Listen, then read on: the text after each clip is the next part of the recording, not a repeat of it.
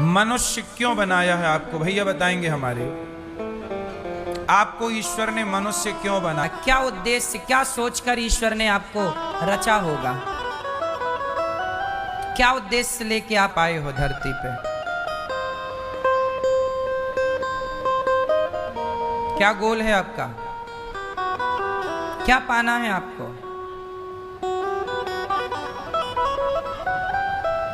चश्मा वाली मैया बगल में, आपको ईश्वर ने मनुष्य क्यों बनाया है? क्या उद्देश्य था? क्यों है? किसको पाना? भगवान को पाना। भगवान ने तो बनाई है या उन्होंने तो भेजा है? उन्होंने तो अपने से यहां भेजा। जाओ, क्यों भेजा?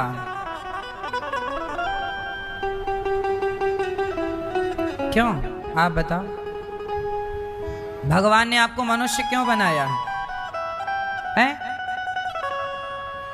भगवान का नाम जपने के लिए। जपते हो कितना?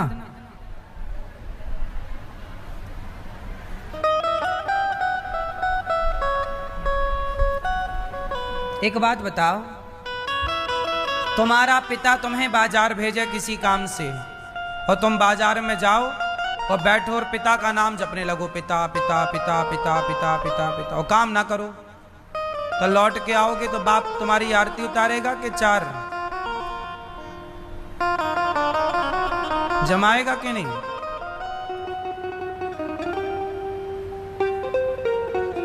भगवान का नाम जपना भी इतना जरूरी नहीं है जितना जरूरी वो काम है जिस काम के लिए ईश्वर ने आपको भेजा है। पहले ये बताओ कि किस काम के लिए आए हो।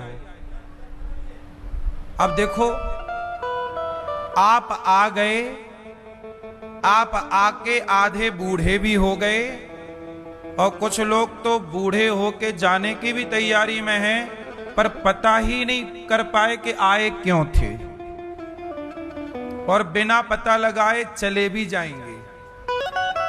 कितने जा चुके ये बिना जाने कि आए काहे थे, आए क्यों थे, आए और चले गए, खत्म कहानी। क्यों आए थे कोई नहीं बता रहा है। क्यों? प्रश्न सही है कि गलत है? प्रश्न तो सही है कि आप आए क्यों हैं, लेकिन आप, ये सवाल आपसे है, कभी अपने से पूछना कि हम क्यों आए हैं। सारी जिंदगी हम क्या यही करने आए हैं जो कर रहे हैं? अब सुनो, हम क्यों आए हैं। भगवान का भजन, भगवान का नाम जपो, पर इस नाम जप से भी बड़ा एक काम है। क्या?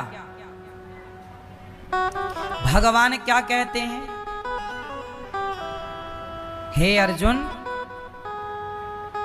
रामचरितमानस में क्या कहते हैं, वेदों में क्या कहते हैं, पुराणों में क्या कहते हैं? धर्मो रक्षति रक्षिता।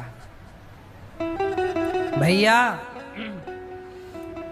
आप सत्य बोलो, सत्यम वद। क्या, किस रास्ते पर चलो? सत्य के रास्ते पर चलो, सत्य बोलो, दया करो और परहित सरिस धर्म नहीं भाई। हम क्यों आए हैं संसार में? इसलिए आए हैं कि हमें कोई भी मिल जाए, चाहे कुत्ता मिले, गाय मिले, पक्षी मिले, पशु मिले, इंसान मिले, नारी मिले, पुरुष मिले, कोई भी मिले, यदि उसे दवाई की जरूरत है तो हम दवाई करके उसको उस दुख से दूर करें। भूखा है तो रोटी देकर उसका दुख दूर करें। मतलब हमें ईश्वर ने भेजा है कि जाओ तुम लोगों का दुख दूर करो, जाओ लोगों की हेल्प करो, लोगों की मदद करो। हम उद्देश्य क्या लेकर आए हैं? सर्वहिताय, सबका हित करने के लिए, सबका भला। सबका क्या करना है? सबका भला। लेकिन आज का आदमी इतना स्वार्थी हो गया कि सबका भला तो भूल गया, केवल खुद के भले में लगा है और खुद का भला भी नहीं कर पा रहा है। वो खुद के भले के चक्कर में खुद का बुरा कर लेता है। कैसे? जैसे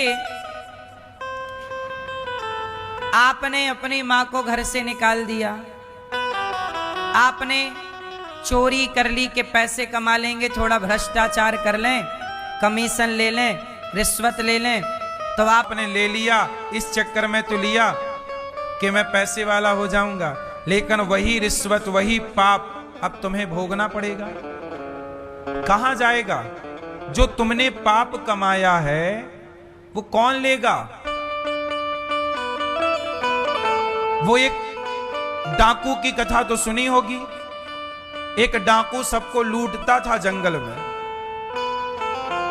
लेकिन वही डाकू से जब नारद जी मिले तो नारद जी ने पूछा कि भैया ये तुम किसी को मार दे रहे हो, हार सोना चांदी चुरा ले रहे हो, जो तुम पाप कमाओगे वो कौन भोगेगा? तो डाकू बोला कि मेरी पत्नी को सोना चांदी देता हूं, पिता को देता हूं, तो बाप भोगेगा, पत्नी भोगेगी। तो कहा जाओ पूछ के आओ कि पत्नी और परिवार भोगेगा।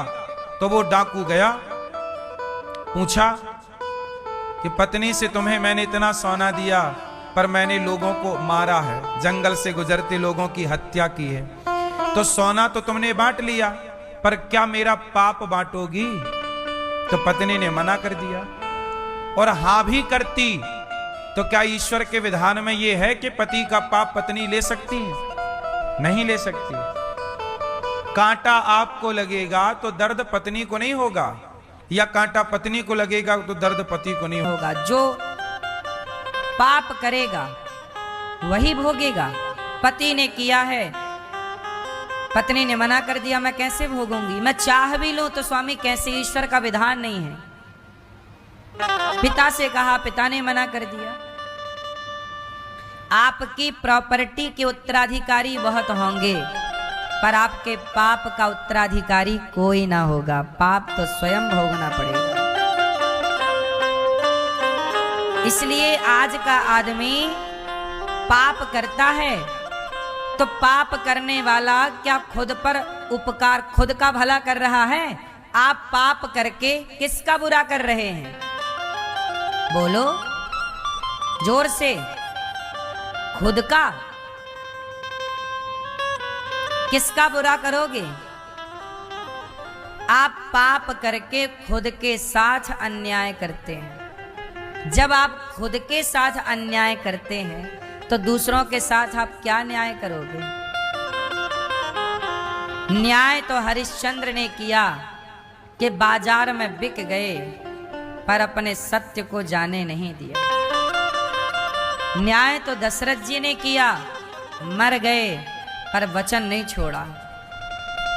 ऐसे सत्यवादी दयावान राजा रंतीदेव 64 दिन से भूखे थे। पत्नी और पुत्र 64 दिन भूखे। तभी गांव में कहीं भंडारा हो रहा था, लंगर था, तो इन्हें रोटी, थोड़ा पूड़ी, सब्जी और खीर मिल गई।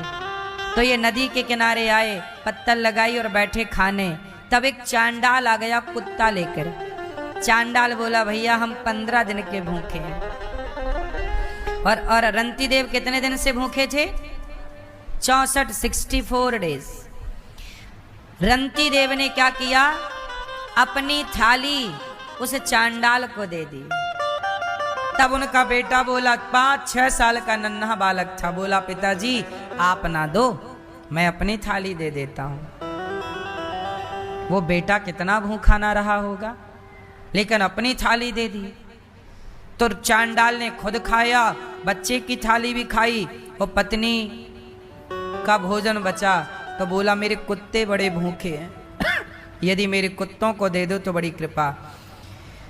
पत्नी ने कुत्तों को दे दिया और तीनों ने, बेचारों ने केवल पानी पीकर जैसे ही प्रभु का धन्यवाद दिया तो किसी ने कहा कि धन्यवाद क्यों, तुम्हें तो रोटी भी नहीं मिली। तो धन्यवाद क्यों देते हो?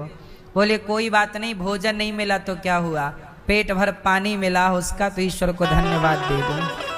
जब ये बात कही तो चांडाल के रूप में भगवान ही परीक्षा लेने आए, प्रकट हो गए।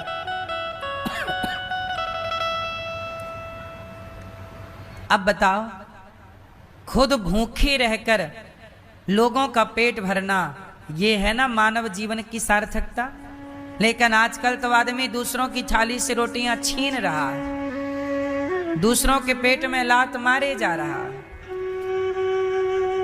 और फिर कहता है कि मैं इंसान हूं। एक बात बताओ, क्या ईश्वर ने आपको इसलिए भेजा था कि जाओ तुम दूसरों का हक मार के खा जाना, जाओ तुम भ्रष्टाचार करना, तुम देश के साथ गद्दारी करना, तुम लोगों को ठगना छलना, क्या ईश्वर ने हम सबको इसलिए भेजा है? बोलो मेरी मां, पूछना ये सवाल सब लोग अपने आप से कि इस संसार में आने का मूल उद्देश्य क्या है, क्या करने आए हैं हम सबके काम आए, सबकी सेवा करें। इसलिए ये दास अनिरुद्ध को जब भगवान ने मनुष्य का शरीर दिया तो मैं बहुत खुश हूं इस बात से कि परमात्मा ने मुझे 84 लाख योनियों से निकालकर ये सुंदर मानव के शरीर में बिठाया। अब इस शरीर से जितना हो सके सेवा कर लूं, क्योंकि ये शरीर आज है कल नहीं रहेगा। ये शरीर भी मेरा रोज जा रहा, मैं रोज मर रहा हूं। बोलो हाँ, मैं 34 साल का हूं तो मेरे जीवन के 33 साल मर ही तो गए। मैं 34 वर्ष का हूं तो मेरे जीवन के 33 साल क्या हुए, मर गए। मेरा लड़कपन मर गया, मेरी जवानी मरी जा रही है। मैं अपने से सवाल करता हूं अनिरुद्धाचार्य, तेरा लड़कपन मर गया, ये जवानी मरी जा रही है, ये बता तूने क्या पाया इस शरीर को पाकर? तो मैं ईश्वर से कह पाऊंगा कि प्रभु आपने शरीर दिया था तो मैंने किसी का गला नहीं दबाया, किसी की थाली से रोटियां नहीं छीनी, बल्कि सबको सबकी थालियों तक रोटी पहुंचाने का काम इस शरीर ने किया है। इसलिए गौरी गोपाल लंगर चलता है, भंडारा 25 से 30 हजार लोग पर डे भोजन करते हैं। यहां पर आप चेक कर सकते हैं। सबको रोटी देना, किसी की रोटी ना छीनना, यही हम करने आए हैं। आजकल बेटा अपने माओ को घर से निकाल रहे हैं, तो उन बेसहारा माओ को ये दास अनिरुद्ध यहाँ सेवा करता है, रखता है। 308 वृद्ध माँ यहाँ रहते हैं, वही माएँ जिनको